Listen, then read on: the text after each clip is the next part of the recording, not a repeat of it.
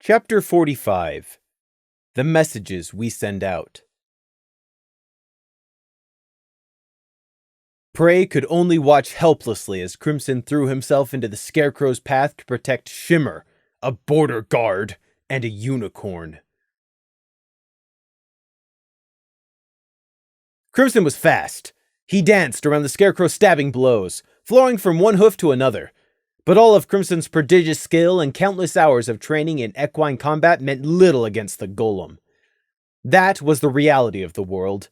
You could strain and fight and struggle, gaining every possible physical edge you could, reaching peaks you'd never managed before.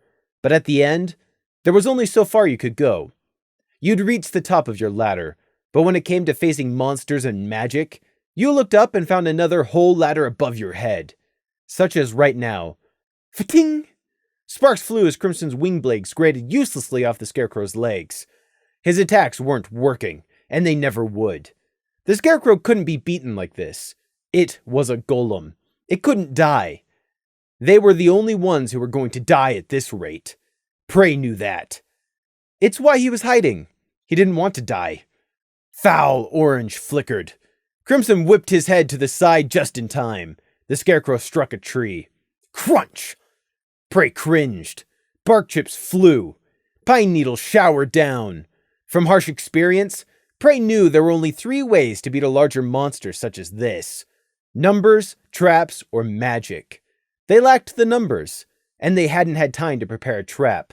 That left only magic. Prey could use runic magic, but not without hours of preparation. Mind magic was equally useless against something which didn't even have a mind. That left only Lily and Shimmer. Lily Blossom was out. Even if she hadn't been half stunned by being run over, her spells had proven completely ineffective against the Scarecrow. Could Shimmer do anything? If not, Prey was about to see him die within the next 20 seconds. Shimmer had achieved the objective he'd been so keen on reaching. He'd tagged the Scarecrow with a tracker, despite all of their warnings. And now, how was he going to survive? He's going to run away! Prey realized. Filthy, lying, disgusting border guard! All of his bravado and magic! He's going to run away and leave us! Again! Just like they always do! Prey himself wanted to run. They'd managed to outrun the Scarecrow earlier, for a time. But the Scarecrow did not get tired, and they did. Prey knew it would eventually catch them, which was why he'd pressed up behind this tree, hiding, and not running.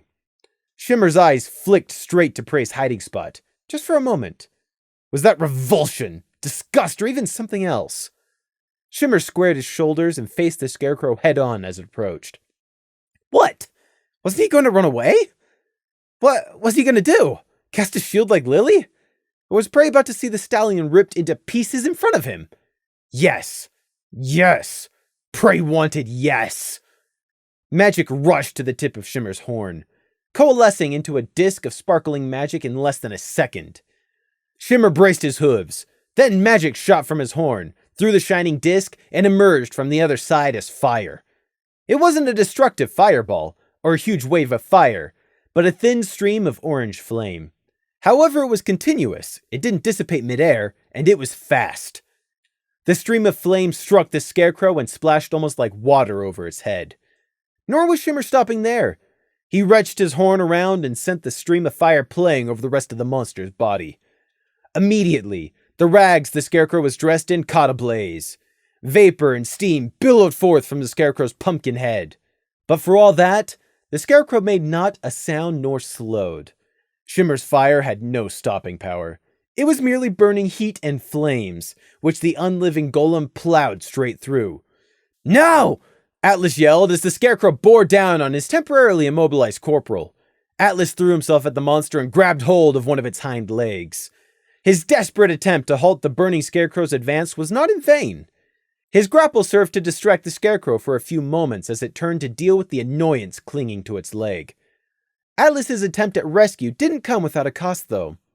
The Scarecrow had already proved it could whip its legs about at lethal speeds. That didn't suddenly change just because Atlas was holding on to one end. The Scarecrow jerked its grabbed leg up and then threw it backwards into Atlas. The metal strut dug into Atlas's body as he was hurled off his hooves and sent flying, his grip completely irrelevant. Pegasi are better able to handle sudden acceleration and deceleration than other ponies, and certainly better than other races, but certainly not from being slammed. Atlas went cartwheeling in a crazily flapping mess of cloak and limp, trailing limbs. Prey knew that Pegasi's whole world would be spinning. All his organs must be rattling, or possibly even ruptured. Prey, however, didn't watch to see how badly Atlas landed. His attention was fixed on Shimmer still burning the Scarecrow, and Crimson, the only one left to oppose the monster on the ground. Grimly, Crimson raised his wing blades before the Scarecrow. Prey wanted to shout for Crimson to run, but he knew it would do no good. The Pegasus would not step aside to let Shimmer die. Why? Why are you trying to save his unworthy life? Shimmer was still pumping magic through his magical array, shooting flames out to bathe the Scarecrow. The magic he was using was terrifying to Prey, but the Scarecrow was more terrifying still. No! Fair! Why aren't you burning? Lily shouted uselessly at the golem, still fighting her own legs to stand up straight, her backpack hanging half off. For a moment, the Scarecrow looked down at the lone night guard barring its way, its body half obscured under fire, exactly like something out of a nightmare, and Crimson looked defiantly back up. Now Crimson was facing down not just the Scarecrow, but a Scarecrow on fire. Gloom was limping towards his fallen spear, shouting at Scenic to get Lily clear, items spilling from his torn saddlebag. Prey's eyes zeroed in on the glass bottle which fell with a thunk into the pine needles. A green glass bottle glowing with slowly flickering internal spellfire. Prey didn't even need to think. He dashed from behind his tree and sprinted for the fallen bottle. Prey heard the whoosh of fire behind him as Shimmer continued to flame the Scarecrow with increased vigor. Gloom not 5 paces from him, shouting at him to get clear, the whir and click of the Scarecrow. Everyone else was occupied. Nobody else could do this but him. Prey dived, sliding in the dirt and leaf litter to scoop up the bottle. The smooth green glass slipped from his hooves. The bottle was too big for Prey to grasp in only one hoof. He needed both hooves. Prey almost screamed in frustration. He didn't have time for this! I hate being a runt! Prey squeezed his eyes shut and focused.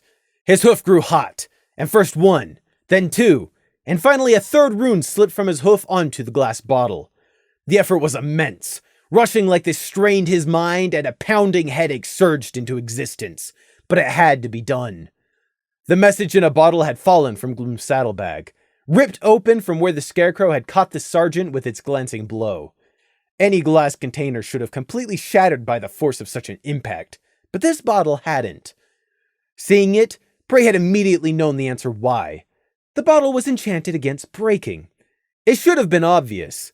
The message in a bottle spell was worth over 1,000 bits, and held stabilized spell fire. Of course it was enchanted against breakages. But Prey needed it to break, and he needed it to break against the Scarecrow right now. But he was physically incapable of throwing it. It was just too big for him to grip in one hoof to throw. He couldn't balance on 2 hoofs, and he couldn't turn and bucket now that he destabilized the spellfire even if Prey trusted his aim. So how was he supposed to toss it at the Scarecrow? Prey looked around frantically. How? Shimmer gave a strained cry of effort and the burning stream of fire sputtered out of existence. Gloom had finally retrieved his spear and was half hopping, half limping forwards to engage the Scarecrow again, his deformed armor hobbling him. Atlas' line lay unmoving where he'd landed, out cold. Or maybe he'd snapped his neck. That only left... Lily! Prey yelled in his squeaky shout, even in the midst of panic, hating himself for having anything to do with a unicorn. Lily and Scenic's heads both snapped round, but neither had time to speak. Throw this at it! Prey yelled, waving the message bottle in his hooves. But throw it! Once again, Lily did as she was told. Her brow creased in effort, her magic obviously still strained, and got her blue aura back to life. Prey couldn't help but shout in revulsion and fall back as he let go of the bottle. The horrible, foul, disgusting, dangerous magic taking the bottle from his hooves. With a grunt, Lily jerked her head, and the bottle flew through the air, following the arc of her horn, and straight at the Scarecrow. 3 pairs of eyes were locked onto the flying bottle. breath stuck in the owners' throats. All Lily had to do was levitate the bottle above the flaming scarecrow and then smash it down against its back. Simple! That was all she had to do. But being intelligent like that was apparently asking too much. Instead of levitating it high and hitting the main body, Lily sent the bottle flying in a straight line, and one of the scarecrow's legs got in the way. The reinforcing enchantments on the bottle were disabled, even if only briefly. The impact with the fast-moving metal leg shattered the glass. Prey sucked in air to scream some obscenity at Lily for her utter incompetence, no matter if it was already too late. He was just so mad at the dumb mare. There was a bright flare of white-green fire, so bright it made everything else nothing but black and white shadows for a second. Prey heard Crimson and Gloombull shout. There was a muffled thump. Black spots danced in Prey's vision. He squinted, trying to see what happened. Light was the first thing to return. The bright orange of the still-burning flames. But lower, on the ground. Prey blinked furiously, and his vision returned, so that the scarecrow was now down on the dirt, its 3 remaining legs scrabbling wildly, the 4th just a stump. The remains of the leg was lying in the pine needles, but the middle section was missing, just completely vanished. It smoked. The scarecrow was lopsided, kicking pine needles everywhere as it tried to alternately stand and attack Shimmer. Yes! Yes, I got it! Lily cheered. What happened? Crimson asked blankly, still blinking and squinting, his wing blades poised. Stay back, Gloom called, waving Crimson back. I don't know what that was, but it's still dangerous. There was another almost blinding white-green flare of light. Not again! Prey threw up his foreleg, but it lasted less than a moment. He half lowered his leg. A large chunk of something brown and smooth, the uneven edges blackened and smoking, had appeared in the dirt, covered in, of all things, sheets of flapping paper. It only took a moment, but Prey recognized the brown wooden chunk as a sizable portion of what used to be Nighthawk's desk. All those scattering papers were reports. The message in a bottle on the other end had been shattered by something larger than it could contain arriving inside it.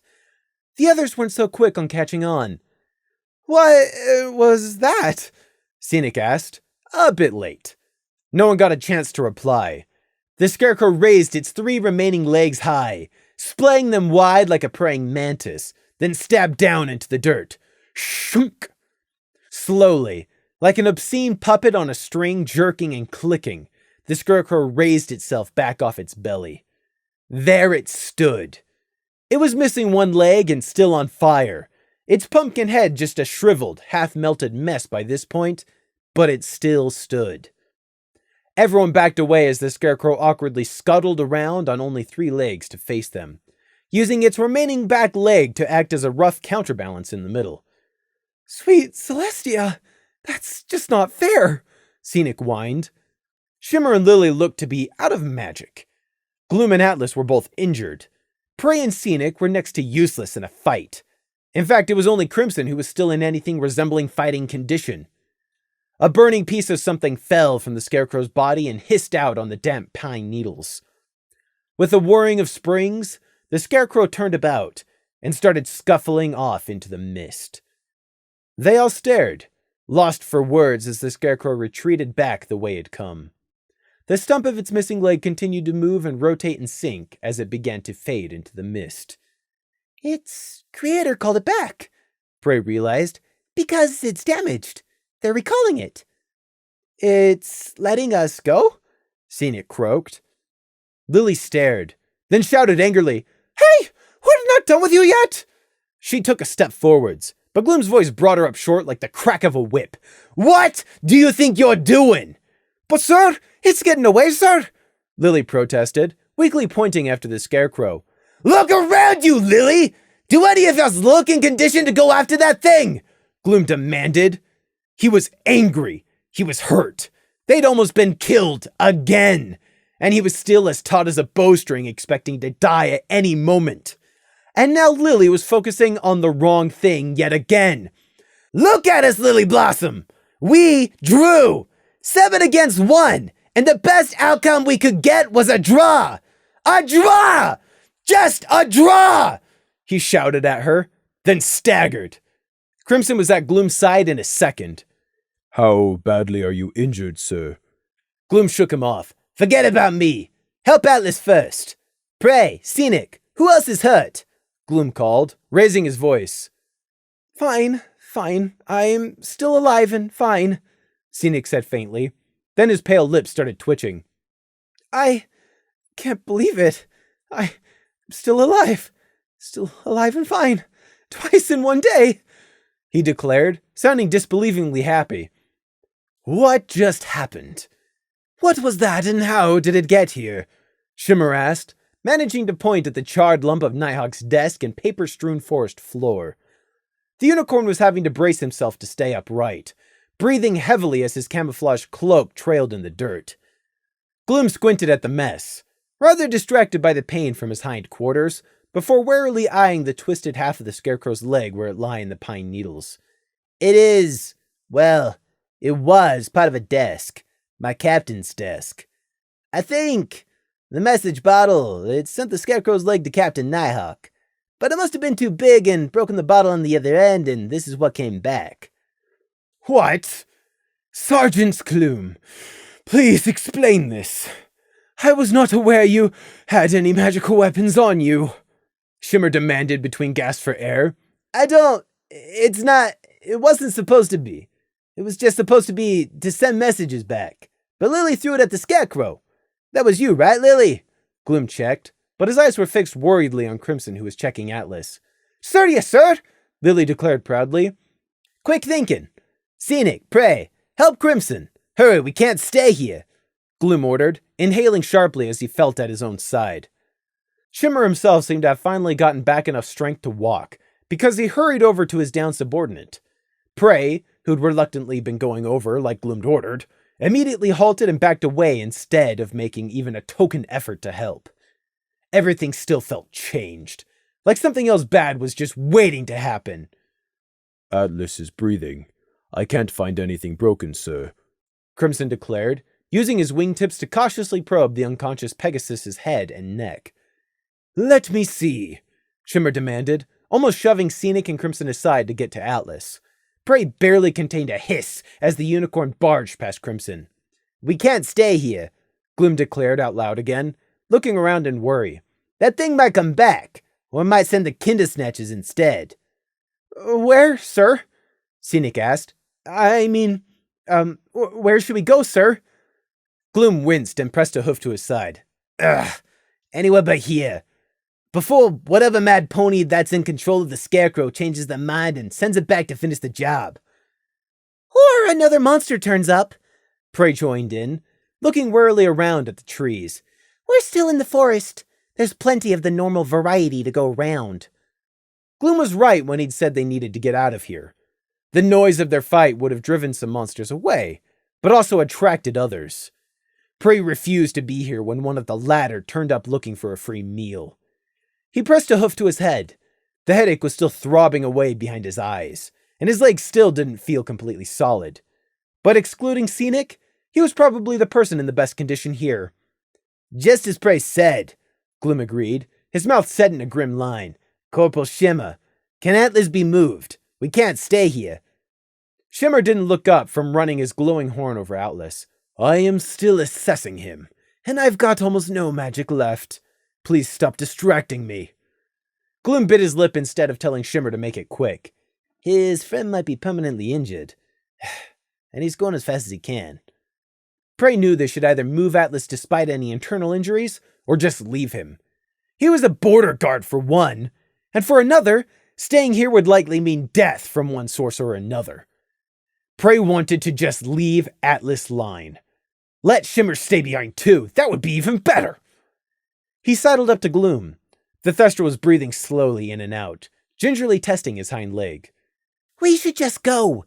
It's dangerous here, and if Shimmer isn't willing to risk moving, for Luna's sake, Prey, can't you ever just...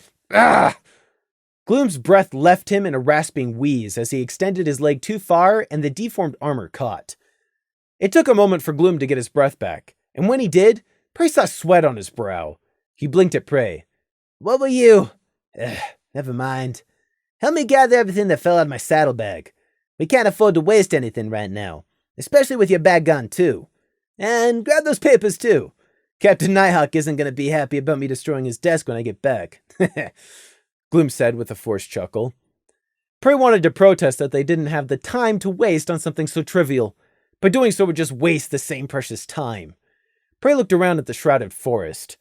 The trees seemed to be watching them reproachfully, disapproving of the mess they'd made. For a second, Prey even wondered if the trees were calling for more monsters to come and take revenge on the intruders in their midst. The sooner he finished grabbing everything, the sooner they could get out of this mist and menacing forest.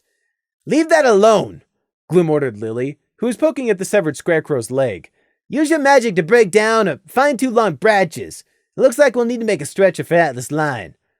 "No, forget that. There's no need," Shimmer announced, relief projected in his voice. "He is waking up now." Prey could have told them that. When someone was knocked unconscious, usually they woke up within a few minutes. And if they didn't, well, then the chances increased that they wouldn't wake up at all. Prey heard Atlas make a noise that was probably supposed to be words, but ended up sounding nothing like the sort. His eyes cracked open and squinted about him. "Back up! Give him some room!" Shimmer snapped at Crimson and Scenic, who were bending down over the prone Pegasus. "Shimmer, Corporal, you have to..." Atlas managed to slur. "You took a bad hit from the Scarecrow. I'm sorry I was not there to protect you." "What? No, that was my own fault," Atlas protested, already sounding much more lucid. "No, I am the Corporal. It is my responsibility. You did your best, and you were only trying to stall the monster for me. Unfortunately, we're in a bit of a bind now." Shimmer sighed, looking up and around. "What?" Atlas asked, then suddenly sat bolt upright. "The night guards, there! Ah!" Atlas slumped back to the ground, his face screwed up and rapidly going white. What? What's the matter?" Scenic demanded in panic, rushing forwards again. However, a hoof in his path from Crimson stopped him. "The Corporal is right. Give Atlas some room." "Don't worry, the IS&D are fine," Shimmer said, giving Crimson a nod of thanks. "Or mostly fine. But don't worry about them. Worry about yourself. I don't want to rush you, but Sergeant Gloom needs to get us out of here. How badly are you hurt?" "I'll be fine. I just need to get my breath back," Atlas managed to gasp out. He wasn't fooling anyone. "How badly are you hurt, Private?" Shimmer repeated, his tone no nonsense. "I can walk, sir. That'll have to be good enough." "His wing is sprained," Crimson spoke up, pointing at the other Pegasi's left wing where the cloak had ridden up over it. "He landed on the joint and it bent backwards. It's sprained, or maybe dislocated, or broken," Crimson observed. Shimmer frowned at Crimson for his seemingly callous tone, but he was far more interested in helping Atlas. "How does it feel? Do you think you can sit up?" I don't think it's broken. I can move it, just about," Atlas said weakly. "Help me sit up, please." Prey tried to ignore them and focused instead on listening out for approaching danger, hurriedly running between pages and dropped supplies from Gloom's saddlebag. Why couldn't they hurry up? Or help him finish if it was so damned important? They were going to get killed if they stayed here. "If another monster comes, I'm running and abandoning you all.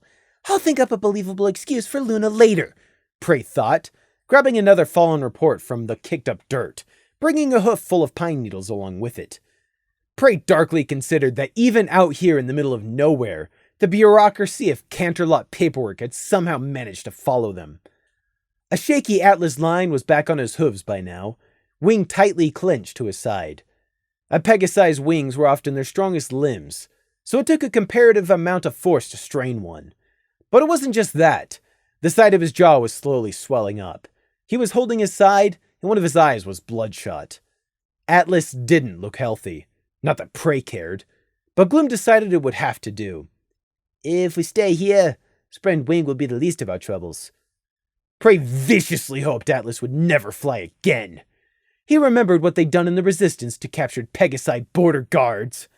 Is everybody able to walk? Gloom asked them. We can't stay here any longer.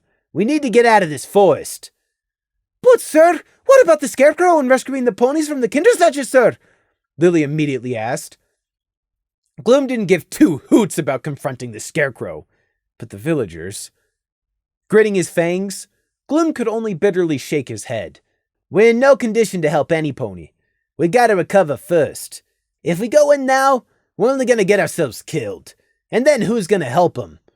Agreed, Shimmer said, half supporting Atlas on his shoulder. We can try again later. I still have my tracker on the Scarecrow, so this wasn't a total failure. Gloom blinked. Oh yeah, I'd quite forgotten about that. Did it not get burned up by your fire?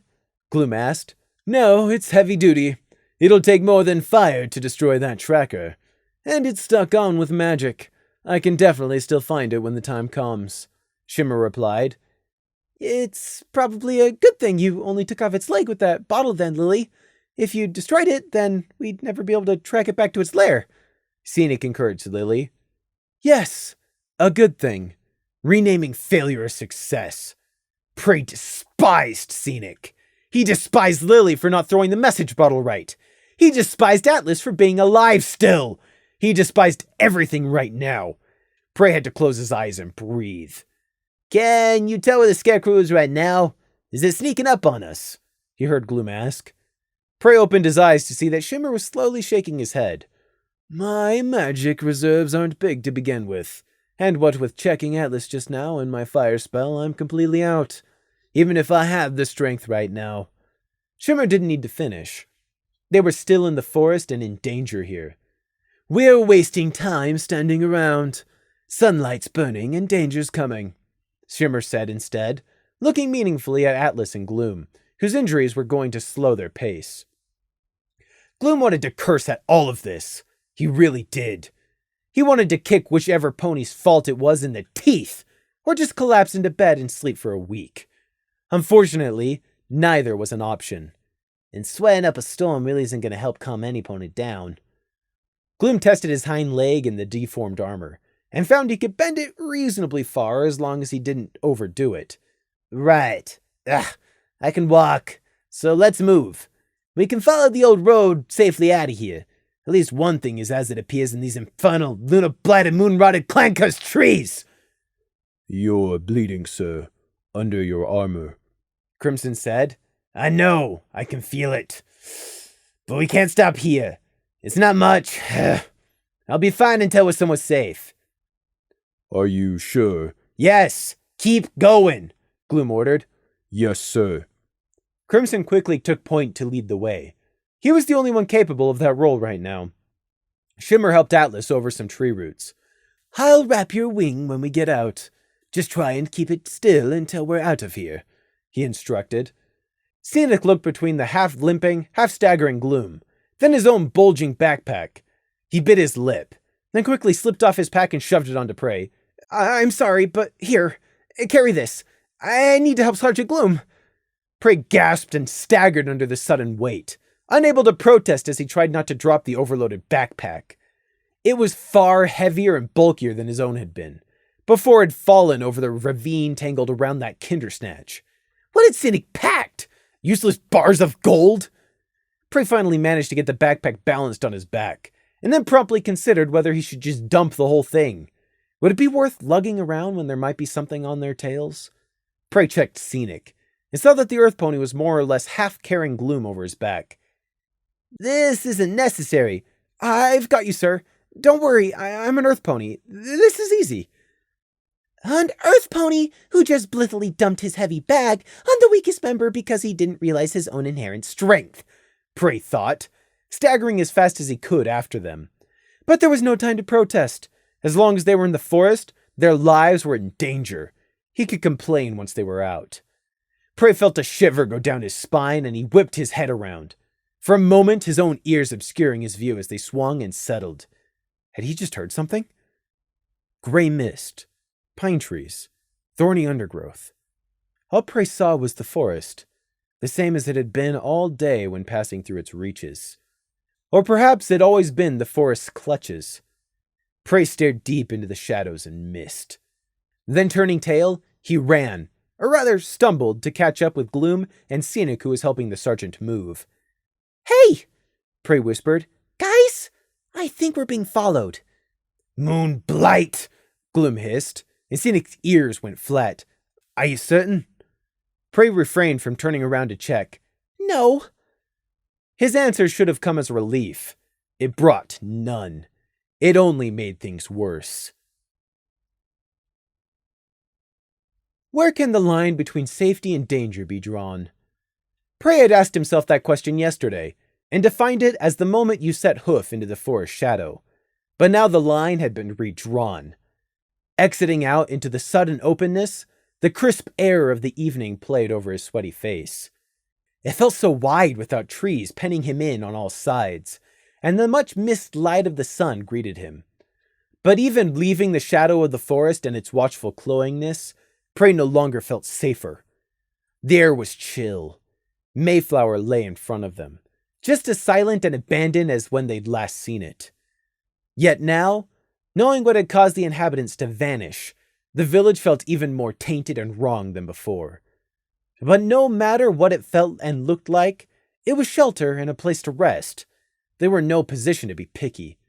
Needs makes beggars out of everyone. When your legs are shaking from a forced march, drained from running for your life, and you're hollowed out from fighting twisted, black magic creations, you'll take even a haunted ghost town. They weren't safe. They all knew that. But this was as far as they could go right now. Danger would have to wait, even discounting the two border guard traitors in their midst. Prey dumped Scenic's backpack in the middle of the hamlet and made straight for the stream. The water cut right through the village. Thus Prey didn't have to stray out of anyone's sight as he knelt and gulped the brackish water.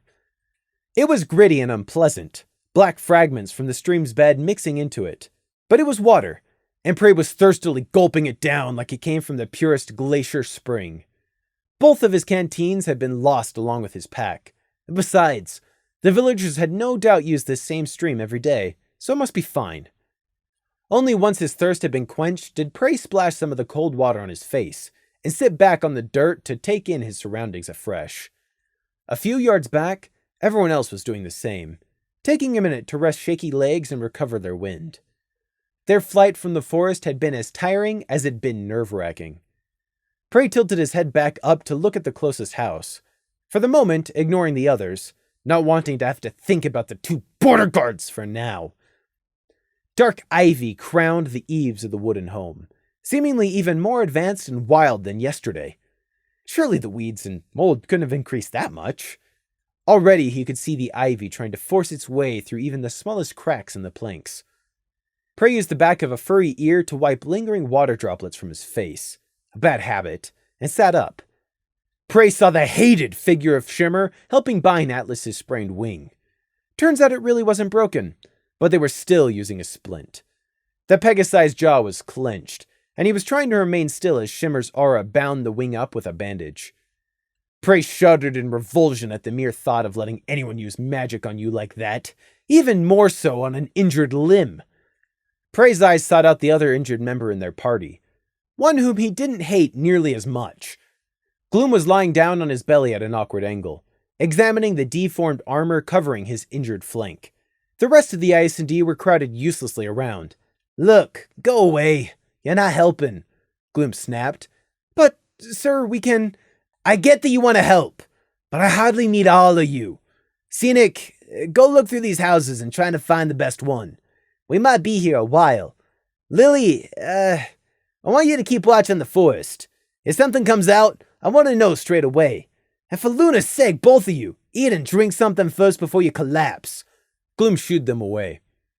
Prey could clearly see the sergeant was just giving them orders to keep them occupied and out of his way. "Not you, Crimson. You stay," Gloom ordered. "I'm gonna need some pony to help me get this armor off." Prey waited until Scenic and Lily had left before standing and approaching, dragging the heavy backpack behind him. Now that he was closer, he could see how tired Gloom really looked, at odds with the face he'd been presenting to Scenic and Lily. "Prey," Gloom grunted, barely glanced up at Prey's approach, focused on getting the straps of his armor undone. Prey made a noise of acknowledgement and peered closer at the deformed armor. The Scarecrow's blow had hit the plate, called the crupper, off-center, and badly dented the piece of armor in. Its new shape was such that it didn't look like it was going to come off. At least, not without applying some blunt force. It also looked like it hurt. Need to get this off, sir, Crimson said, stating the obvious. Gloom grimaced. It's stuck. You're gonna need to pull it off. Yes, sir. Crimson nodded. Shall I do it now? Gloom let out his breath. The sooner you start, the sooner it'll be done. I'll be quick, sir. It's too badly dented. You'll need a lever of some kind, Prey observed. A broom or spade handle would do. One of those houses must have one, Gloom said, speaking very matter-of-factly. Truth was, Prey knew Gloom was just trying not to think too hard about his injury under the armor. I'll go check, Crimson said, trotting into the closest house, stepping over the dense fringe of weeds growing at the doorstep. A raven cawed sharply nearby, causing everyone to freeze for a tense second. Gloom looked at Prey, keeping his tufted ears carefully neutral. I didn't think about it before. We were too busy trying not to die. But did you say you pushed that Kindersnatch off the ravine? He asked. There was silence for a minute. That I did. There was another silence. Prey knew Crimson had definitely heard them from inside the house. Gloom's jaw clenched and he looked away at the abandoned homes of Mayflower. Again it's happened. Innocence. And my failings. Gloom muttered. Prey probably wasn't meant to overhear. He or she might have survived, Prey offered after a moment. I didn't see the Kindersnatch land, and there was water at the bottom. Gloom pressed a hoof over his eyes. That's not the responsibility. Gloom broke off and shook his head vigorously. Things can't keep going like this. When this is over, when we get back to Canterlot, we're gonna talk. I swear, I'll stop putting it off and do my duty. But just this once, please let it wait. If we survive to get back to Canterlot in the first place, Prey couldn't help but think. The possibility of death seemed scarily real and likely at the moment. Crimson emerged from the shadowed doorway, holding a well-worn broom, the brush made from bundled twigs. He wordlessly held it up. Gloom nodded. All right, give it a try. Crimson managed to wedge the end of the broom handle under the bent-up edge of the armor, and began applying pressure to the other end. Gloom let out a rasping growl of pain, his neck muscles tensing up as Crimson levered the damaged metal free, but otherwise, the sergeant didn't react. The bent edge of the silvery armor finally unhooked from the upper piece it was deformed into with a scraping noise, and Crimson could then pull it the rest of the way off by hoof. Gloom had to take a moment to brace himself before he looked at his side, but when he did, he let out a breath of relief. Whew. It felt much worse than it is. Glad that's off. The armor had no doubt saved Gloom from having his thigh broken in half, spreading the force of the blow across the whole plate of metal.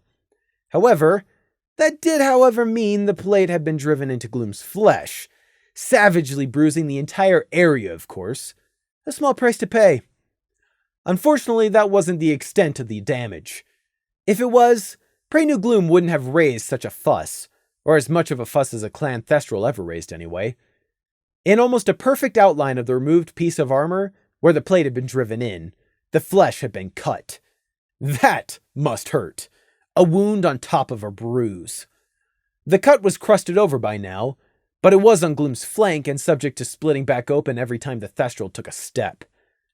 Prey couldn't help but immediately analyze the injury.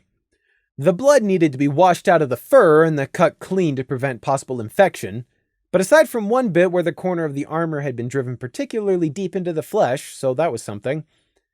Wrong place to take a bandage, but a poultice to seal the wound and ease the swelling will be all that's required, Prey thought critically. Gloom sucked in air through his teeth in resignation. Crimson, get the medical kit from my pack, would ya? It's gonna need stitches. The unbroken one?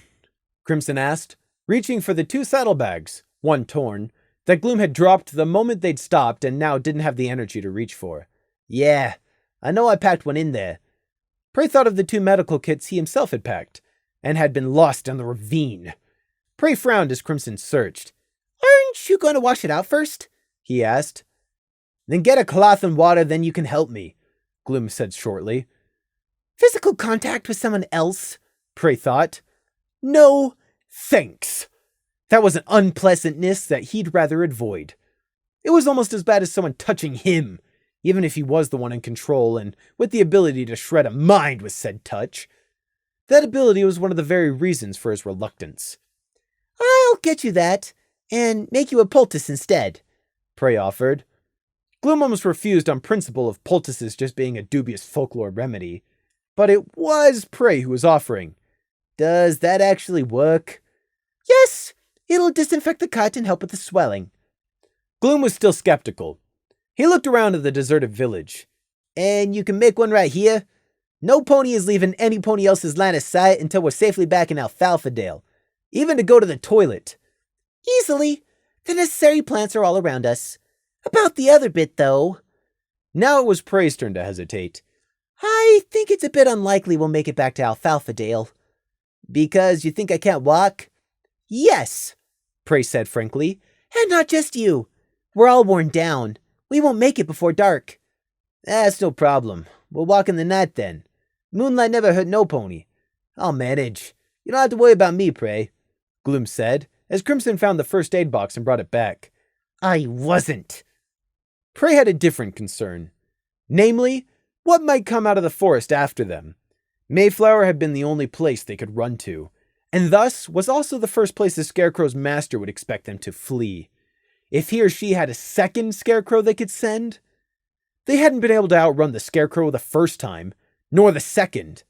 Now they were exhausted, and with Gloom injured, the chances didn't look good if it came down to a third round. Gloom misinterpreted Prey's silence. Go get the things for this poultice of yours, Prey, if you think it'll help. I'm not going to go anywhere just yet. We all need to recover for a few minutes. Prey rubbed at his cheek in tiredness and did as Gloom ordered. Avoiding Crimson's eyes, the Pegasus pulled out a sterilized needle from the box. Prey knew what ingredients to look for. How many times had he made a basic healing poultice from whatever plant and herb components he could find to hoof? How many times had Snake, for that matter? When boiled down to it, every plant in the world was one of 2 things, helpful or harmful. Sometimes both. All that varied was how far to one side of the scale the plant weighed. You just had to know which was which and what they did. Prey only needed a few things for a basic poultice: an antiseptic and a numbing agent. Prey easily found a stormwort bush and some stubby false happelock. He would have preferred something stronger, like hedgemare's horn, which also possessed anti-inflammatory properties, but these would have to do. Grabbing a bunch of leaves from the first and stems for the second, Prey hurried back, passing Lily, who was keeping guard and giving her a wide berth. He still hated the unicorn, her success in helping ward off the Scarecrow notwithstanding. But his hate for her paled in comparison to the feeling he got whenever he saw Atlas or Shimmer. The injured Pegasus was resting against a wall, gray-faced and sweating, recovering after having his dislocated wing bound. Shimmer was keeping an eye on the other end of the village and going over his map again. Prey dumped his finds onto the ground next to Gloom, where Crimson was bent over Gloom's side, thread and needle in one side of his mouth, and purposefully blocking Gloom's line of sight. I hate needles. I hate needles. I hate needles, Gloom was thinking. Have you finished sewing it up yet? Prey asked, sorting through his finds while still keeping half an eye on their creepy surroundings at all times. He hasn't even started yet, Gloom said, not turning his head back to look. Sorry, sir. This needle is too small. I can't get it right, Crimson said, staring hard at the needle as he tried to unsuccessfully thread it. Stitching was not something made for Pegasi or Earth ponies. They had to use their mouths to do the actual sewing if there were no hoof thimble holders. There wasn't one in this medical kit, a dumb oversight by the ponies who'd made it. Lily would be better suited to sewing this, sir, Crimson said. No. Gloom shook his head quickly. Don't trust her to stitch it properly. And then I'm back to square one all over again. Crimson nodded, understanding exactly what Gloom meant. He looked over at the 2 border guards. Corporal Shimmer would probably be the best then. No! Prey immediately protested. They've done nothing wrong, Prey! Gloom growled.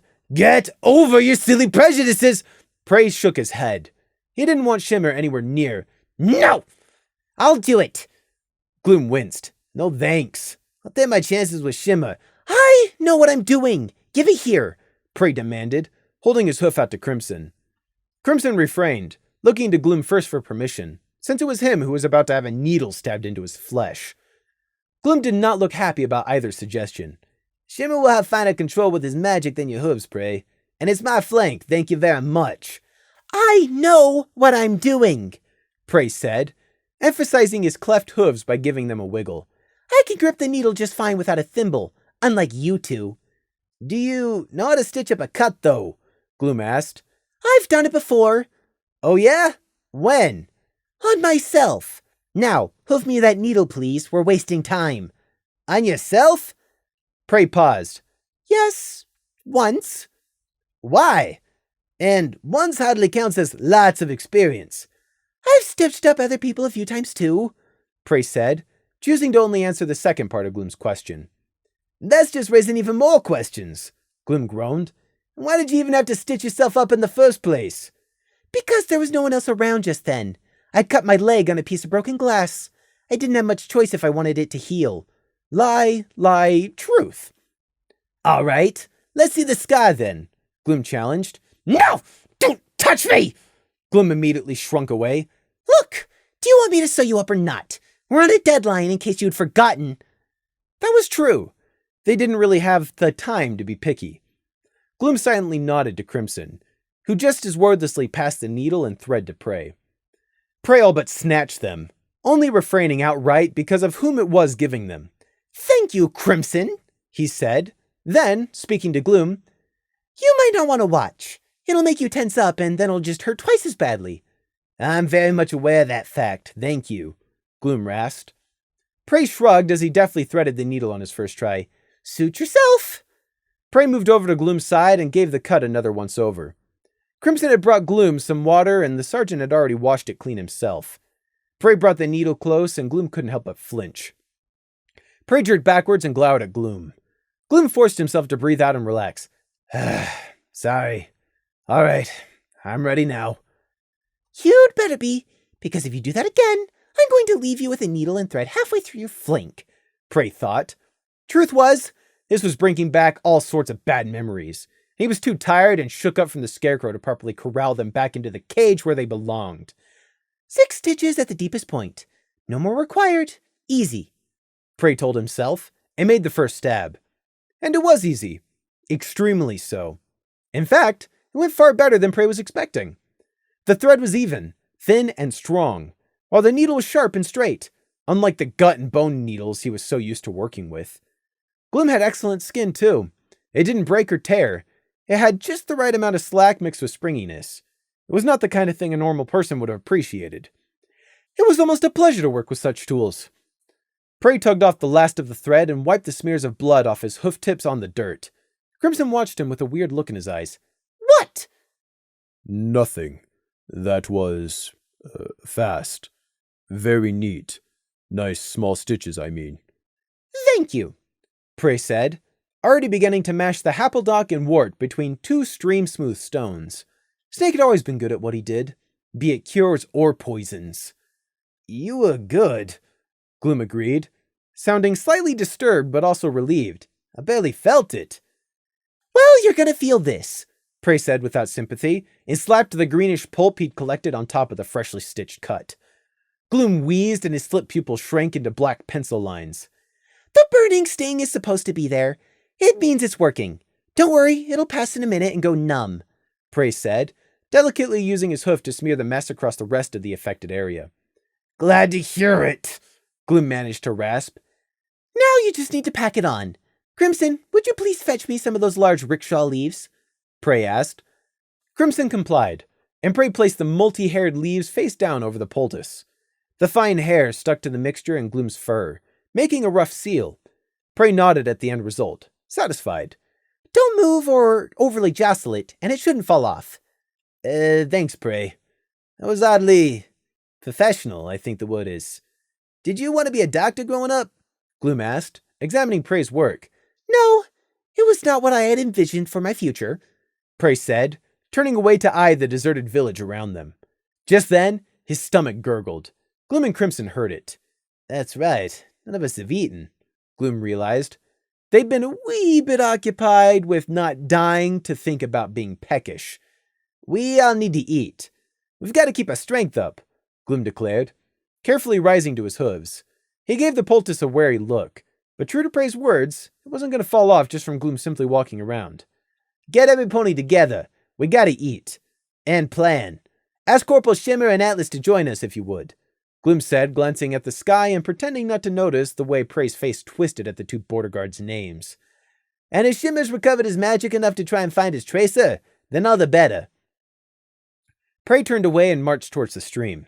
He needed to wash the poultice juices and lingering traces of blood off his hooves. No doubt Crimson would still be able to smell the blood, but there was no reason he himself wanted to.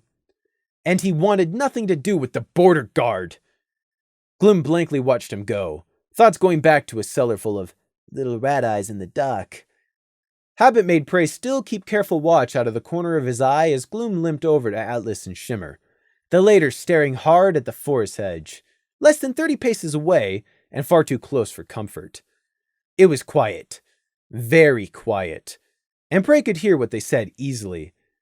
Thank you for your help in the forest fighting that thing.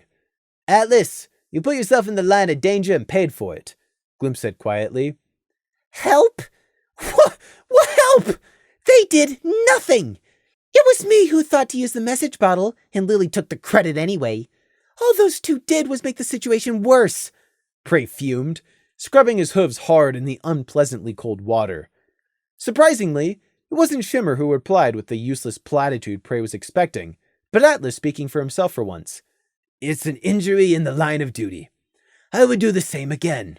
Besides, I was hardly the only one hurt, sir, Atlas added, shaking his head and looking like he was trying not to grimace as even the small movement transmitted back to his injured wing.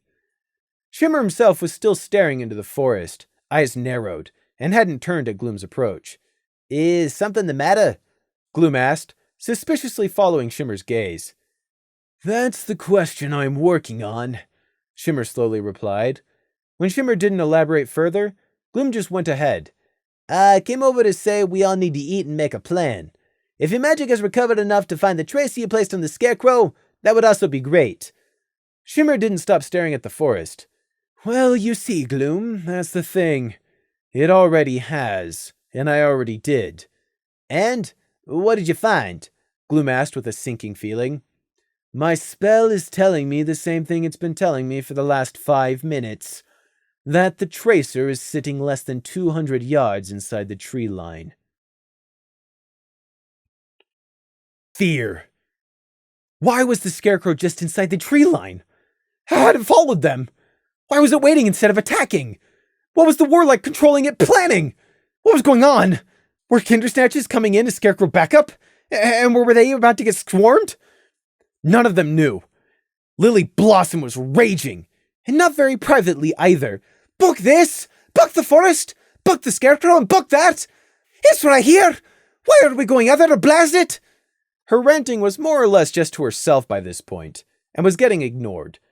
No one had the time to pay attention to her. They were all a little bit too busy trying to prepare for whatever was about to happen. It's watching us. Somehow. It knows we're here. It's waiting for us to make the first move, Prey said.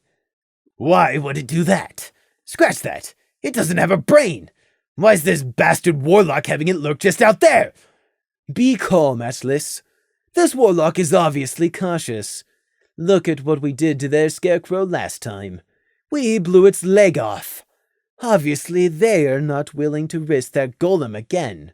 At least for now. That might change if we make a move, however. But we don't have any more message in the bottles, Scenic said nervously. Shush! They don't know that, do they? And what if they have some way of listening in on us? Gloom's eyes never left the tree line. We've already damaged and driven off the scarecrow once before, so they're just keeping the scarecrow back and waiting for now. Waiting for what? do you think, sir? Crimson asked, wings tensed. Reinforcements? Prey suggested. Or just to make sure we don't leave Mayflower. It's probably waiting to attack if we try to enter the forest again, Gloom guessed. Shimmer was periodically recasting his spell, each time confirming that the Scarecrow was still in exactly the same place. Waiting. Yes, it's weakened. As long as we're in Mayflower, we have the terrain advantage and can use houses as cover. But if we try to go back to Alfalfa Dale, it'll run us down once we're out in the open. No, out in the open, it would be us who held the advantage, wouldn't it? Scenic disagreed nervously, chewing his lip. Wouldn't we be able to outrun it with only 3 legs now? And it was only because of all the trees you couldn't fly around and beat in the air like you did the ravine, sir. Shimmer made a visible effort to smooth out his scowl. We're all under pressure right now, but you're not thinking, Private. How many of us are able to fly or run now? Atlas, too, is injured. Your sergeant is hurt, too. And we're all the worse for wear. It's a 3-hour trip back to Alfalfa Dale. Do you think you could successfully gallop the whole way if the Scarecrow is after you? Oh. They were in a bad position. The border guard corporal didn't have to spell it out. Meanwhile, back in Alfalfa Dale, it was safe, with reinforcements set to arrive on the train tomorrow morning. However, the border town may as well have been 1,000 miles away for all the good it did them right now. How were they supposed to go back to Alfalfa Dale with the Scarecrow and who know what else on guard? They wouldn't make it back, not unless they all split up and went in different directions.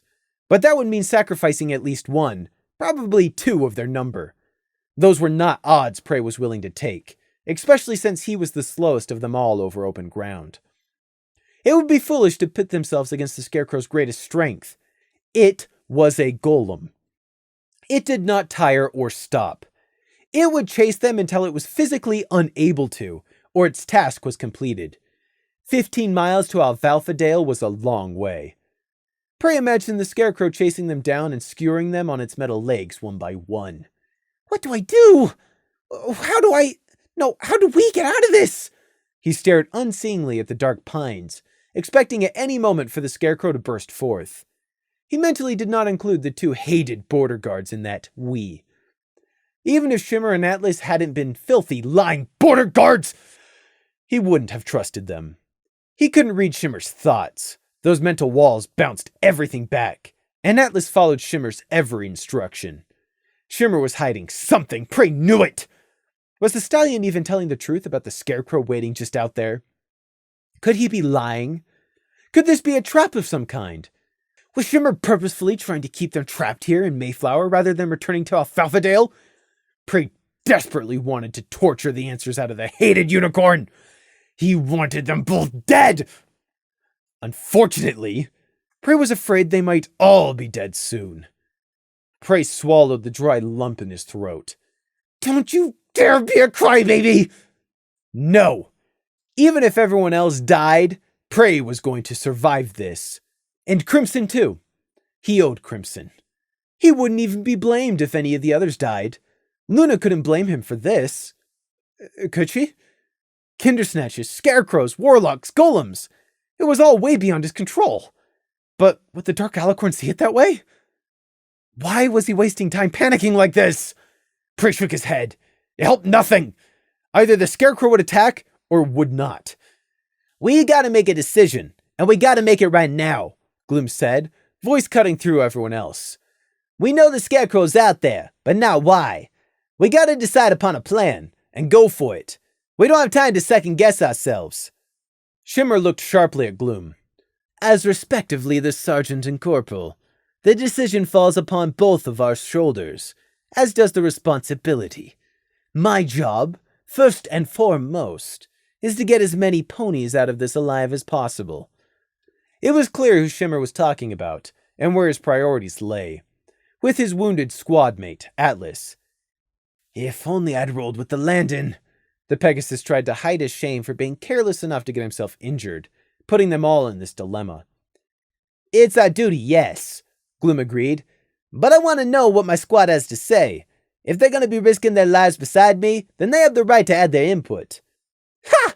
Take that! You'll not get your way this time! Prey thought, glaring at Shimmer's back. When the unicorn snapped his eyes around, Prey studiously went back to watching the tree line. Make it quick, then, Shimmer said, returning his own worried gaze to the forest. Celestia only knows how long that thing is content to wait. Sir? Can I ask about that? We don't have time for this dithering. Just speak your mind already. Gloom cleared his throat, as patient as he could manage. Ahem. Yes, Scenic. Don't we only have two choices, sir? Stay here or try to go back to Alfalfadale? Scenic was finally showing he had a functioning brain. He was completely correct. All their options and plans boiled down to those two choices, stay or go. Whether barricading themselves here in Mayflower, making a break for Alfalfadale, splitting up, sending only one of them out, or tried to hide, all their choices were merely a variation of one of those two options. Gloom nodded silently, Crimson and Prey getting it too. Lily wasn't as swift on the uptake. What about fighting? We could definitely do that! It's the same option as staying. Think for once, Gloom said curtly, temper frayed to breaking. I want everyone to think. We're gambling our lives here. So what is it gonna be?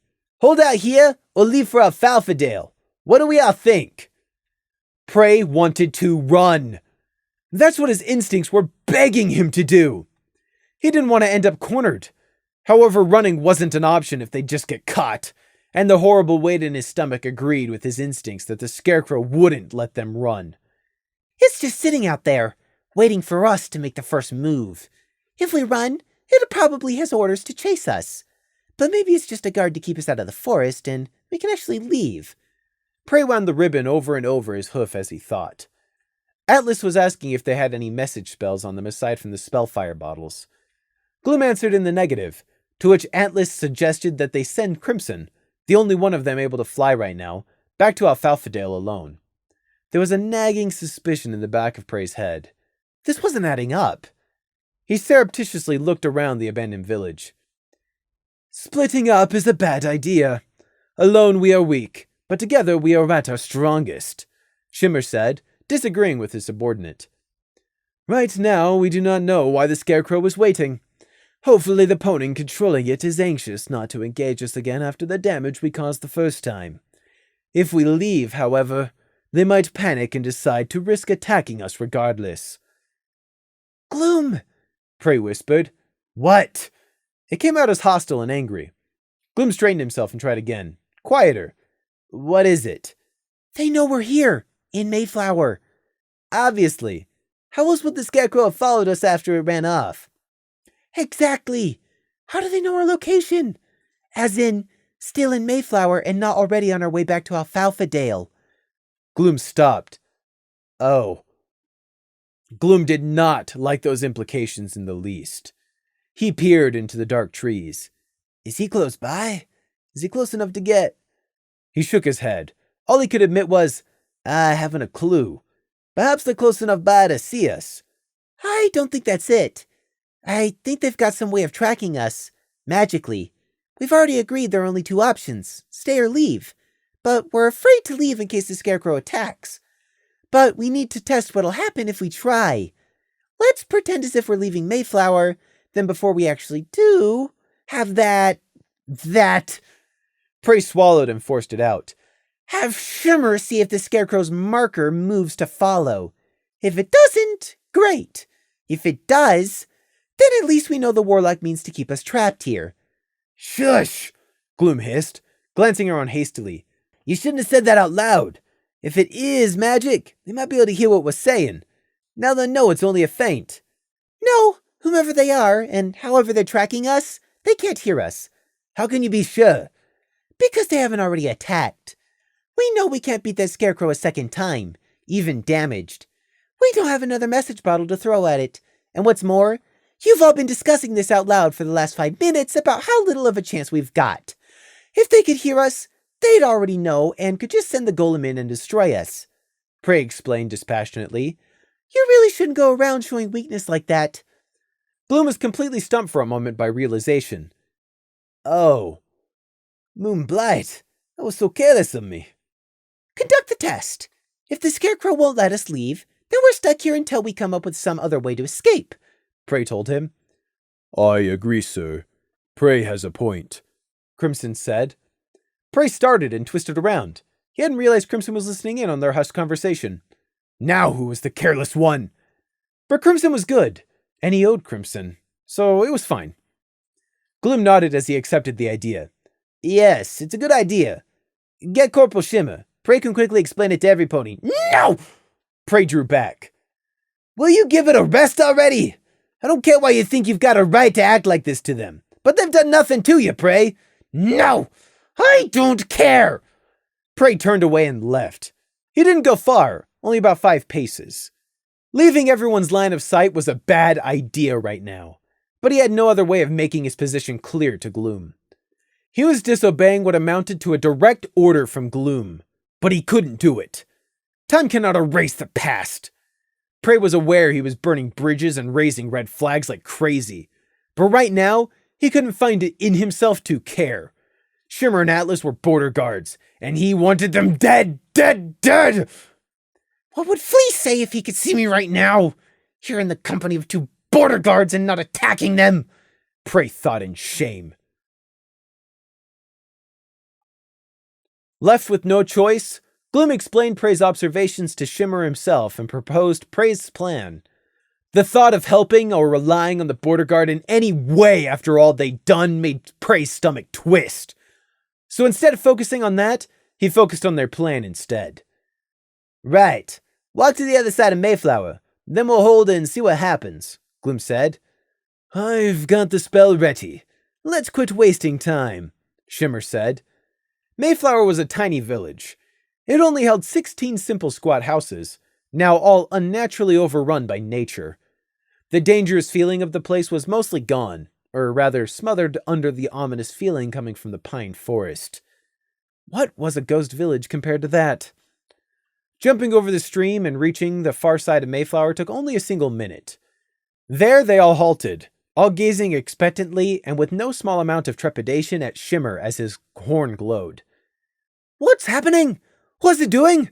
Lily asked, unable to restrain herself. Were they trapped here in this forsaken village or not? It hasn't moved. It's still showing as being 200 yards inside the tree line. Their collective shaky sigh of relief was cut short as Shimmer frowned. Wait, no. No, it's moved. It's coming closer. 180 yards. Tartarus! Scenic exclaimed.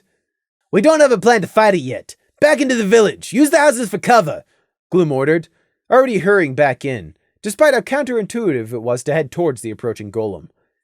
It's still coming. 170, Shimmer warned, alarmed. But we're not leaving! We haven't left! Lily exclaimed. 150, Shimmer said, his voice taking on a noticeable strain. Prey! Gloom demanded, as if Prey would somehow be able to make the scarecrow stop. Prey agonized. Was Shimmer lying? Is this all just some ploy to keep us trapped here? Could it all be some big bluff? Could Prey really believe anything the border guard unicorn said? It's still getting closer. 130, Shimmer announced. Sergeant Gloom, we have to do something. Into one of the empty houses! Hide! Barricade it! Prey declared. What? Do it! Gloom ordered, silencing Lily. Quick, into that house! It was their only option.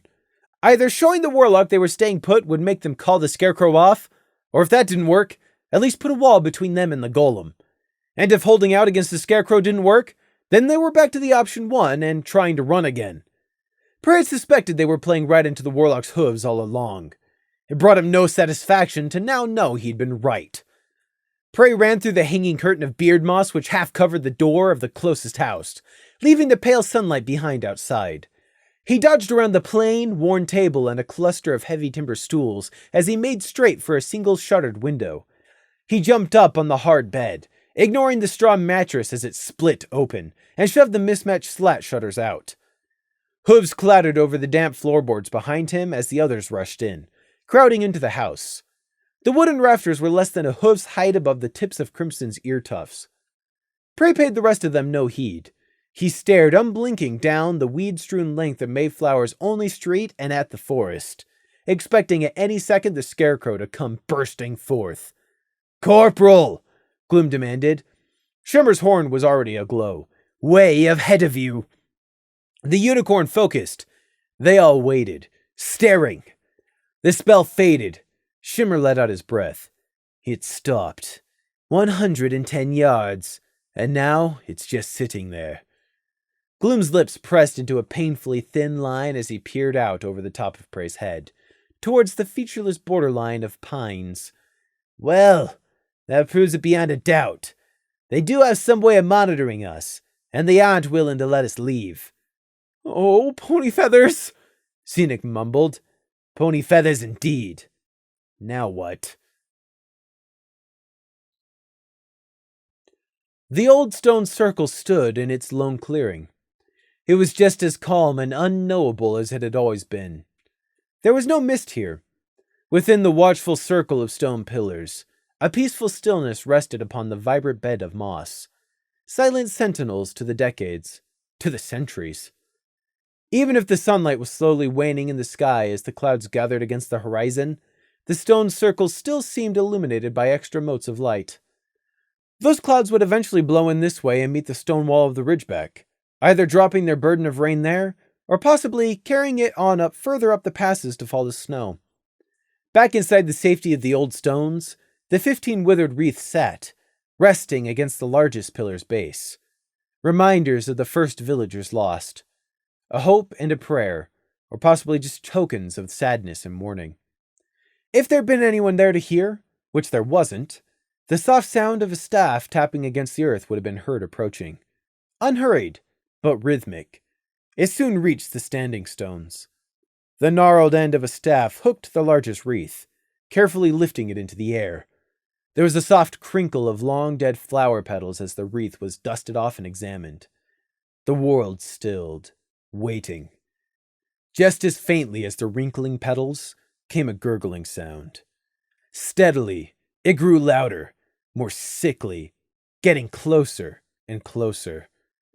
The thrashing of approaching branches and jerking limbs was soon to join the din, increasing in volume and wrongness, driving the serenity of the stones away. From the left, from the right, from all directions, the gurgling filled the grove. The IS&D were trapped. Not in any tiny storeroom like back in the lumberyard, or any other type of cage. No, they could move throughout the village, but leaving it would bring down the wrath of the scarecrow. It was a stalemate, and in this game, they lost if they moved first. It was evening, and they were still trapped in Mayflower. Daylight would soon begin fading.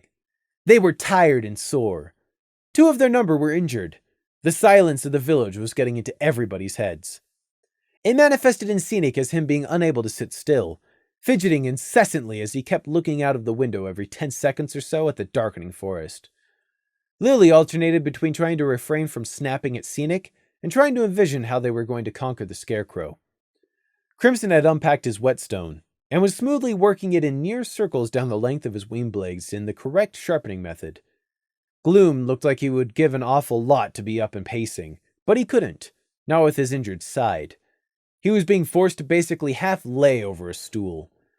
Gloom gingerly gave the dried poultice a prod, and would have been more pleased when he found out it only hurt about half as much as it should have if there weren't for the circumstances they found themselves in. Prey was sitting in the corner, his back to them all, fiddling with the tarnished bread knife he'd found on the worn table. No one had even thought to question him for taking it.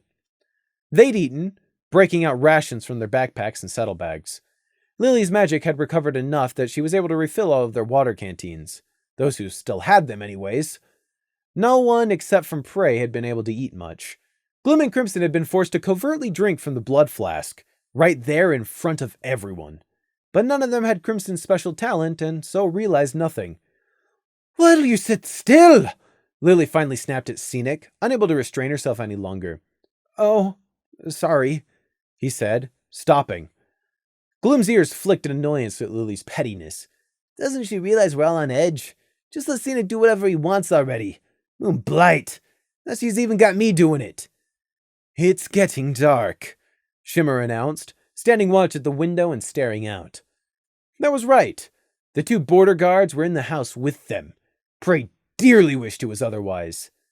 Crimson and I are able to see in the dark, Gloom said in response to Shimmer's brilliant observation. The sergeant glanced around the room and at the house's 2 doors. Both were barricaded. They moved into the most solid-looking abandoned home they could find, dragging in wooden furniture from other houses to fortify against an attack, if it came to that. However, they did have an escape route, and also a backup escape route prepared just in case. Prey had insisted. That's good, but the rest of us won't be of much use without some form of illumination, Shimmer replied. Well, you could start a fire. That might also scare the scarecrow away, Lily suggested, completely overlooking how Shimmer had set the golem on fire and had done nothing. What? A fire in here? Scenic asked, looking around the predominantly wooden house, roof included. No need. Me and Atlas have watch lanterns. They're standard issue, Shimmer said, halting their argument before it could develop. The border guard are just so superior, aren't they? Better trained, better supplied, better prepared for everything, except protecting the innocents, it seems. Bright lanterns will only destroy our night vision, Gloom pointed out, shifting his posture. Shimmer was silent for a beat. Pardon me, but there are 2 of you and 5 of us who can't see in the dark and need light. We need the light. Besides, the brightness can be adjusted. Atlas and Shimmer each removed a small metal lantern from their packs. Both lanterns had 4 faces, each with a shutter that could be adjusted to either dim the brightness or focus the beam out in only one direction. The whole thing could be hung from a hook, and looked light, compact, and of excellent quality. Atlas gave a nod of satisfaction as he lit and twisted the lid closed, a pale white light spreading out. There. No one really said anything as the sun began its final descent. The thought of the coming darkness was not one which brought any of them comfort, not even those with night vision. But the scarecrow had held off attacking this long, so maybe it would hold off altogether? Prey didn't believe that for a second. Happy endings only existed in fairy tales. Prepare for the worst, and then expect it to be twice as bad. They were trapped in Mayflower, which boded ill for their future.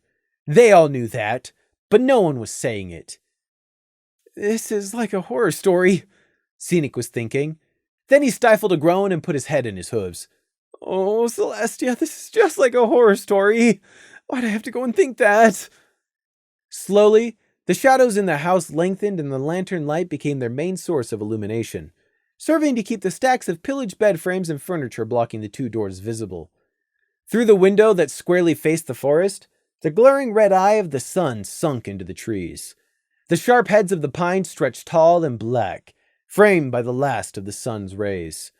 What in the world had possessed this house's owner to build a window facing the forest, allowing the trees to stare in throughout the night?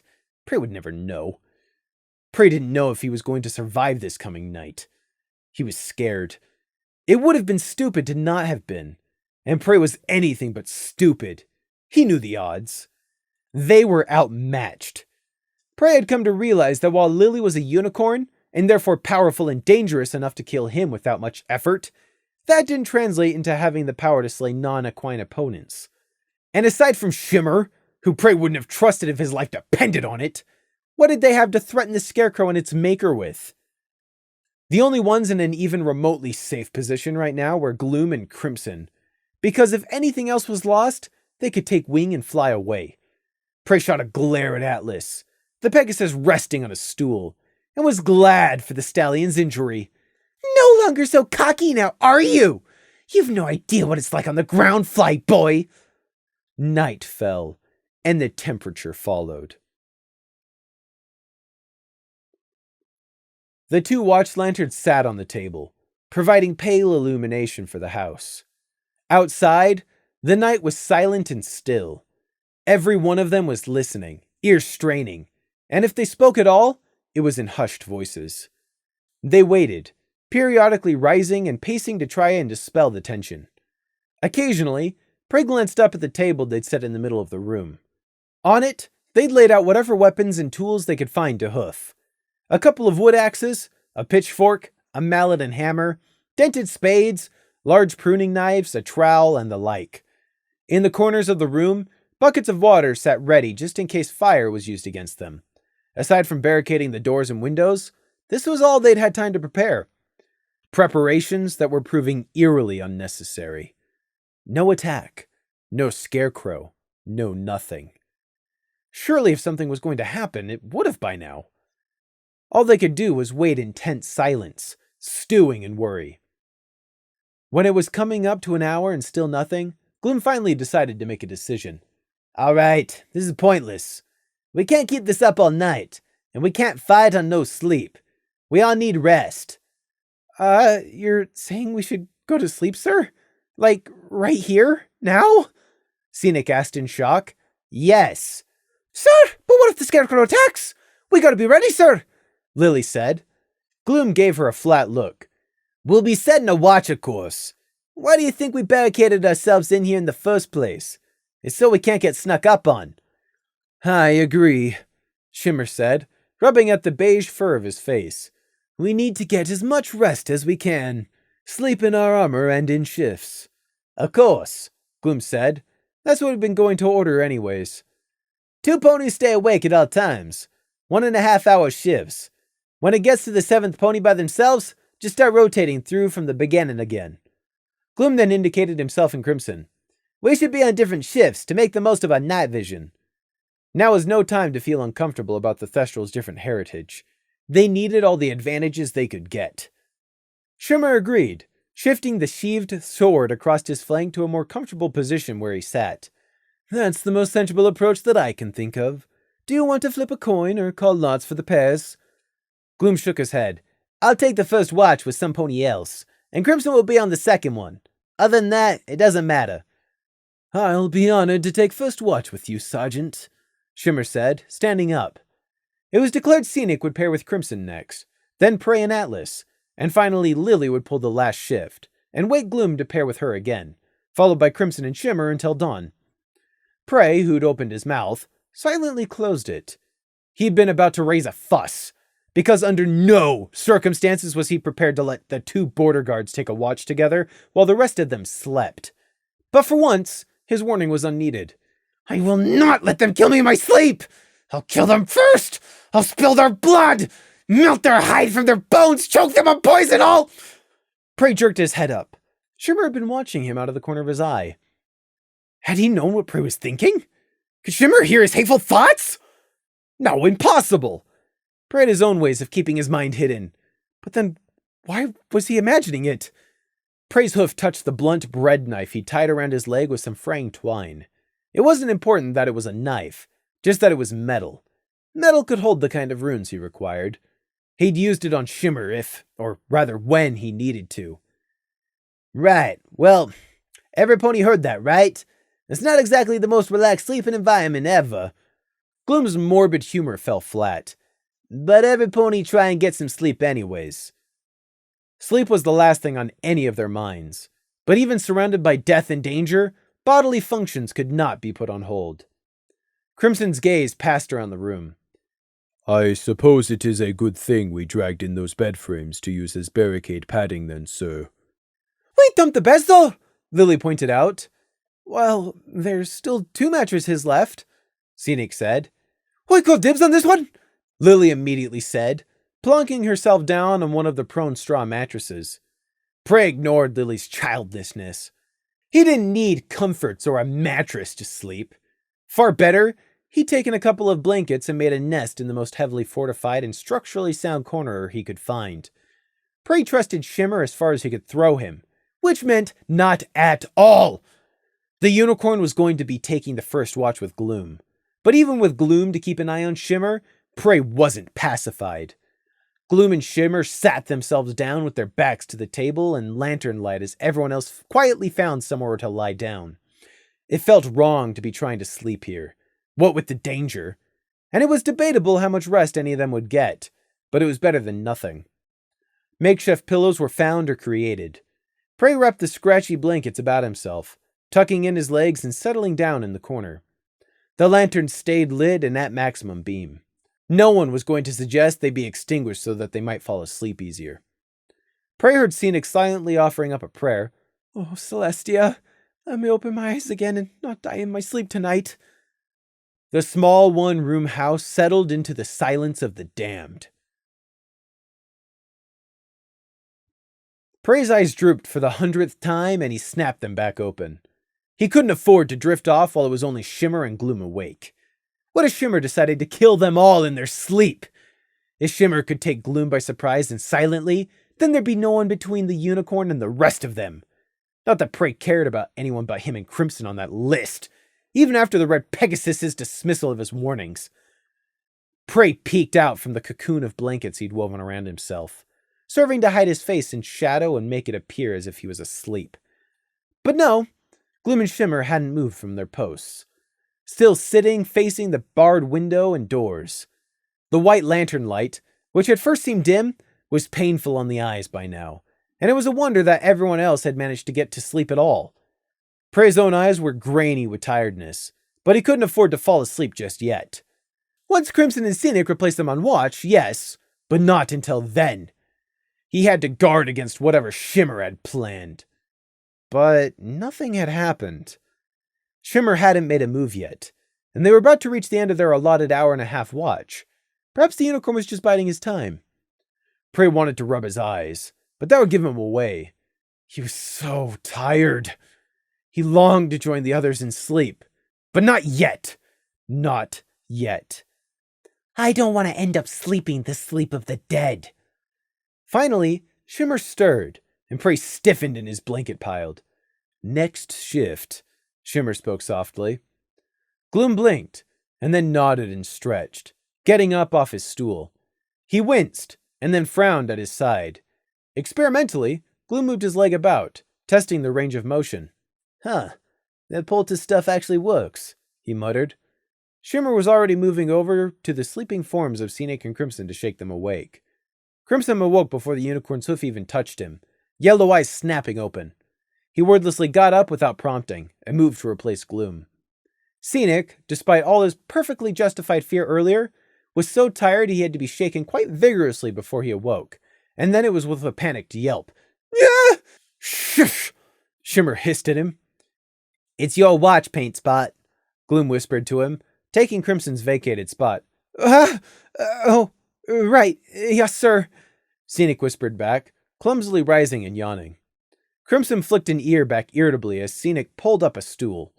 Obviously, Crimson wasn't happy with the other stallion's alertness. But at least I can finally sleep now, Prey thought as Shimmer lay down and ceased moving. Since Prey couldn't read Shimmer's thoughts, he had no way of knowing if the stallion was really asleep. But with both Crimson and Scenic on guard, it was the best opportunity to sleep Prey was going to get. Prey decided to wait 10 more minutes just to be safe, not paying Scenic's restless fidgeting any mind.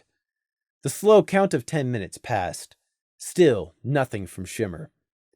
Prey judged it as safe as it was going to get. He finally let his eyes slide shut, settling down into the blanket pile and feeling his own breath warm on his face. However, Prey found that his mind was reluctant to let him sleep. The near-death experiences of today replayed themselves behind his eyelids, all mixed up with fear, hate, and nasty plans. But even those had to pass in the face of biological need. Just as Prey was finally starting to drift off for real this time, Scenic had to go and clear his throat. Crimson? He whispered. What is it? Crimson asked, immediately on alert. No, it's not that, but I just... Can I talk to you about something? Maintain your watch. Don't become distracted, Crimson answered back shortly. Prey thought that would be that, and after another 2 minutes he was nearly asleep again, drifting on the edge of welcome blackness. I really need to talk to some pony, though.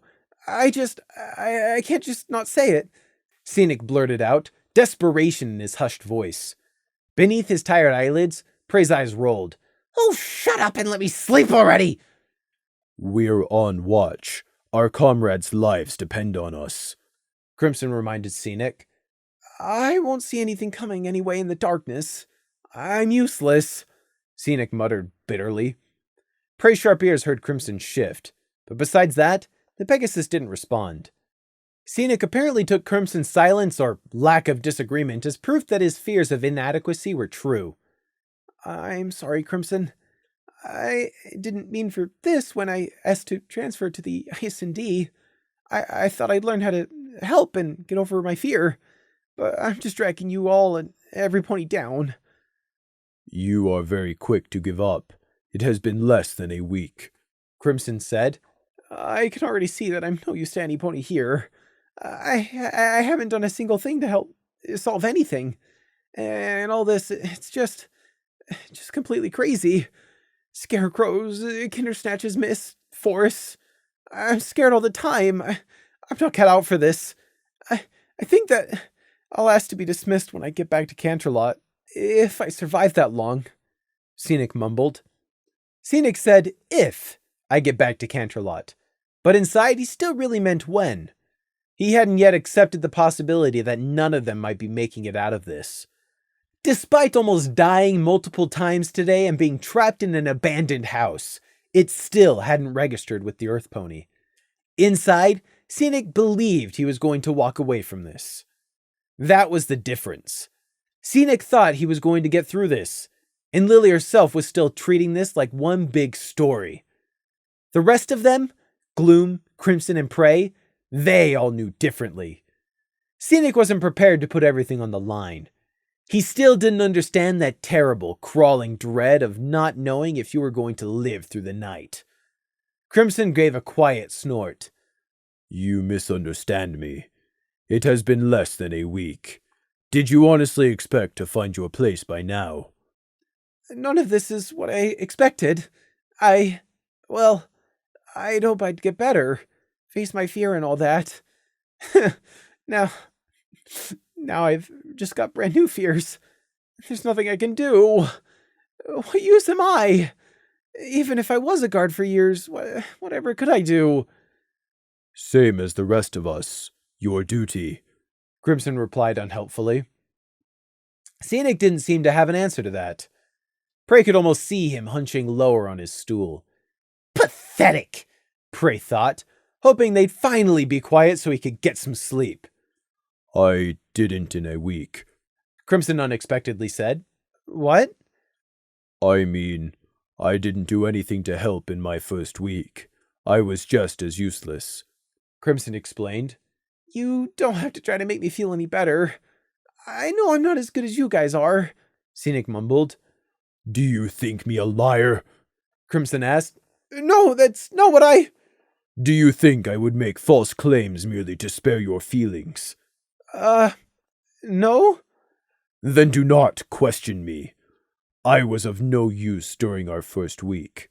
It was frustrating. I found I was merely a hindrance to Sergeant Gloom and Prey. But I saw you. You fought that scarecrow thing. I just froze, but you were all sorts of skilled. You've been trained to fight. Little use a warrior is unless your aim is to spill blood, Crimson stated in a low voice. And that must always be a last resort. But I had few skills necessary for the IS&D. Investigating, thinking, paperwork, following clues. It was unpleasant to find I was even less use than Prey, a child. Prey was shocked to hear this. Crimson was always so composed and focused on doing his duty. He never usually spoke this much. So why now to Scenic? Scenic was an outsider. Why not speak to him or at least Gloom instead? Well, that makes me feel better. I'm even less useful than a foal, Scenic muttered, showing a sharp sarcasm he hadn't displayed before. Even he didn't freeze up like I did. He knows all about tracking and stuff, and what can I do? Nothing. Scenic's mumblings were withdrawing as the stallion began to lose focus on speaking to Crimson, and began speaking to himself as he grew more and more melancholic. I couldn't do anything. I just froze up again. Even after I promised myself from last time I wouldn't. Some guard I am. First day on the job, and I ran away from a murder scene and left you guys to solve it. Now you really are just being a fool, Crimson said calmly. What training had you to deal with death? You don't. In the clans, it is different. We do. Yeah? Well, Prey went down into the cellar just fine. I didn't see anything, and I still get nightmares. That's how pathetic I am. Prey managed it just fine. There was a long pause. That is not a good thing, Crimson finally said. Scenic seemed to realize what he just said. No, please, I didn't mean... Celestia, I never wished for a foal to... That's not what I meant at all. He groaned, the sound muffled as if he was groaning into his hooves. Crimson grunted and settled back into silence. What happened down in the cellar?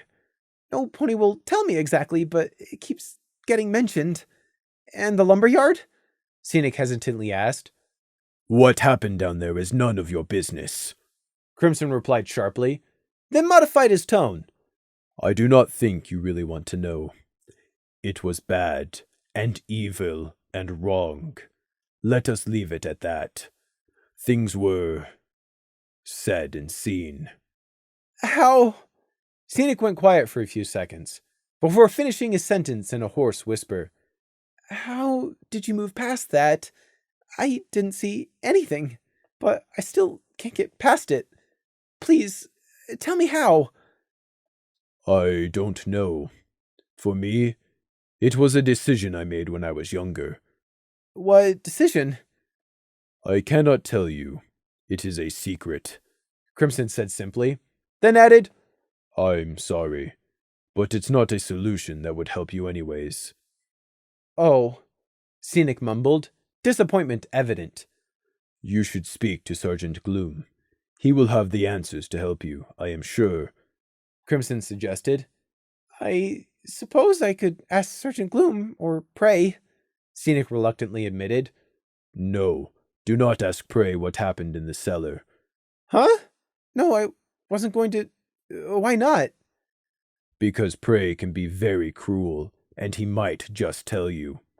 Prey twitched. Crimson thought he was cruel? So, don't ask. I mean, I can't stop you, but I'd prefer it if you didn't ask Prey about the lumberyard either, Crimson added.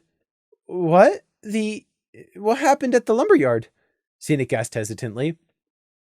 There was the faint whisper of Crimson's feathers rubbing together as he shifted his wings. Nothing good, he said shortly. You will probably learn about it regardless, but it would be better if you didn't. It is not fair to Prey if you think differently of him because of what happened. It was not his fault, and he had no choice. It was self-defense. Self-defense? There was an awkward pause. I have said too much already. Is Prey okay, though? Scenic asked guilelessly. He's still a foal, and I have no idea why he's even in the night guard. But he's your friend, right? Maybe. I do not know, Crimson slowly said. What? But he's in your squad, and you guys work so well together all the time, Scenic protested, having completely forgotten they'd originally been talking about his own problems. That does not mean Prey is a nice sheep. I do not enjoy his company. Prey's stomach tightened. It was as he'd feared. He'd never actually asked Crimson, but he'd always suspected the Pegasus didn't actually even like him. And that hurt more than he'd expected, because Crimson was different. Prey hadn't used to care, but now he did, because he owed Crimson. However, that does not mean I do not like him. Sometimes it is not simple. We work well together. We're both similar, but we're also very different. But that doesn't make Prey a bad person. If he is a bad person, then so am I. Crimson wasn't a bad person. Or at least, he was a better person than Prey was. Prey wouldn't have saved Crimson's life. In fact, he'd twice left Crimson to die. Yet Crimson had still saved Prey's life. Nobody's innocent. But Crimson was better than Prey. I don't know what to say, but I'm sure that's not true. Crimson cut Scenic off. Before you make assumptions, remember that you know nothing about my history, or Prey's, or Sergeant Gloom's for that matter. I do not know Prey's story, and I am certain he doesn't know mine either. Probably. Maybe. You can never be sure with Prey. I think Prey hates me, Scenic confessed. No, he merely dislikes you. You would know if Prey hated you. Crimson dismissed. What do you mean? If Prey hated you, he would make no secret of the fact, which is good, because he hasn't, which means he doesn't. Oh, Scenic muttered in the dark. That's something, I guess. He probably won't do anything to you, Crimson agreed flatly. What? That sounds like really ominous, and that's really not a good thing right now. So you could maybe not say things like that, Scenic said, trying for a nervous chuckle. It came out strained. It's nothing, Crimson mused so softly that Prey could only just hear him. But he smiled as he dipped his hoof in the Sometimes I wonder, just like the Kindersnatch he pushed off the ravine. What Kindersnatch? Were you not paying attention? Prey told us all about that already. Wait, but Kindersnatch is a villager inside, so... So nothing. Prey said he saw the Kindersnatch survive. Crimson cut him off. Prey had not said that. He had only said it maybe survived. Why was Crimson lying? But then that means he almost killed a... Do you think Prey is unawares of that? He was the one who worked out who the Kindersnatches were. How do you think that makes him feel? Crimson said coldly. I'm sorry. I didn't... I'm really useless, aren't I? Always jumping before I think and making problems, Scenic said miserably. Don't be sorry to me. Rather, do not say anything that you would need to be sorry about to Prey. Then there is no problem. And you do yourself a disservice by judging yourself so poorly. How can you say that? I've done nothing to help. And if it comes to it, how do you know I just won't freeze up again? Prey said it before. Survival is not pretty, but every pony wants to survive. It's instinct. But I froze up. I couldn't fight. If it comes down to it, I am sure you will do whatever is necessary, Crimson said calmly. That doesn't make me feel any better, Scenic said hoarsely. Crimson didn't grace such a stupid statement and answer. Why should he? Of course Scenic would do what was necessary if the time came. It was either that or die. And Prey knew that when push came to shove, people could and would do dreadful things to survive.